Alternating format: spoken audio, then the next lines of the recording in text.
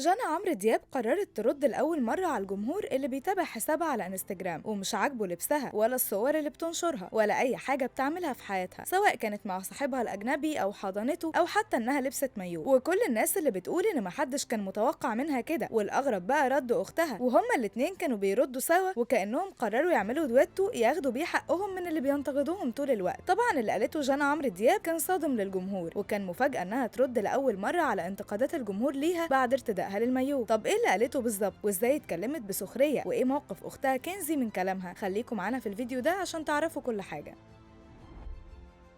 في حالة اندهاش كده من المتابعين على حساب جانا عمرو دياب على انستجرام، وبيقولوا ان عندها جوانب تانية في حياتها تقدر تركز عليها وتظهرها للجمهور، بس هم شايفين انها مصممة توريهم الجانب اللي بيكون المقابل بتاعه انتقاداته بس، عشان هي ما عندهاش مسؤولية ولا التزامات في حياتها ومقضية وقتها في الحفلات والفسح. وده كان رد فعل الأغلبية ان هي السبب في التعليقات السلبية اللي بتجيلها. عشان كده هنعرف في باقي الفيديو كل اللي حصل. واضح كده ان جانا عمرو دياب متابعة كويس كل اللي بيتقال عليها ومش بتطنش التعليقات ولا حاجة، واكبر دليل انها شايفه اللي بيتقال عليها انها ردت، وده بعد سلسله انتقادات كتير ليها عشان بقالها فتره طويله على الحال ده. بس هي الاسبوع اللي فات نشرت صور اكتر ما بين المايو وصور لاحضان لحبيبها ورقصها في الفسح والخروجات، وكانت الانتقادات كتير جدا، ويمكن عشان كده قررت ترد. جانا عمرو دياب نشرت صور ليها وهي لابسه مايو عادي جدا، ومش هي وبس، دي كان في صور كمان لصاحبتها وهم لابسين المايوهات برضو، وكانها عايزه تقول ان ده المجتمع بتاعها، ومش هي وبس اللي بتعمل كده، دي دايرتها المقربه كمان ده حالهم. وفي تعليقها على الصور قالت بسخريه: يا الهي فتاة ترتدي المايو شيء مخيف. طبعا ده رد مباشر على الناس اللي انتقدت ظهورها بالشكل ده الفتره اللي فاتت. وطبعا في ناس هتستغرب ان واحده على الشط يعني ما هي هتلبس ايه، ما ده الطبيعي، بس ده ما يمنعش ان في فئه تانية من الجمهور شايفين ان جانا لبسها جريء طول الوقت، ومش بس كده، حركاتها كمان اغلبها غير لائقه وكتير قوي، والجمهور قال لها بابا فين. غالبا عشان كده رد جانا عمرو دياب جه على هوا اختها كنزي اللي برضو لبسها هي كمان جريء ومفيش مانع تطلع بالمايو عادي، ودايرتها المقربه برضو كده، وعلى طول خروجات وفسح، والجمهور برضو بيقابل ده بانتقادات ليها هي كمان. عشان كده كنزي دعمت جانا اختها في تعليق ليها وقالت مرعب بالفعل، وهو بتكمل سخريه من الناس اللي بتنتقدها هي واختها. الجمهور من ناحيته ما سكتش خالص، وكان لازم يكون في رد على اللي حاصل، وكان موقف غريب من الجمهور لما قال لها يعني انتقادات عشان لبسك وحركاتك وبرضو بتردي وانت لابسه مايو. وفي اللي دعمها في موقفها وقال ان اللي بتعمله ده عشان هي في مجتمع كده وبيلبس كده وبيتفسح ومتحرر عكس طبيعه وتقاليد الشعب المصري، وطبيعي يعني ان هي تعمل اللي مريحها هي. وفي اللي اتهموها انها كده نرجسيه. وما بين كل اللي طرحناه في الفيديو ده، انتوا مع مين فيهم؟ مع جانا عمرو دياب انها حره في اللي هي بتعمله، ولا مع الجمهور اللي متضايق من حركاتها؟ وايه رايكم في ردها على الانتقادات؟ اكتبوا لنا رايكم في الكومنتات.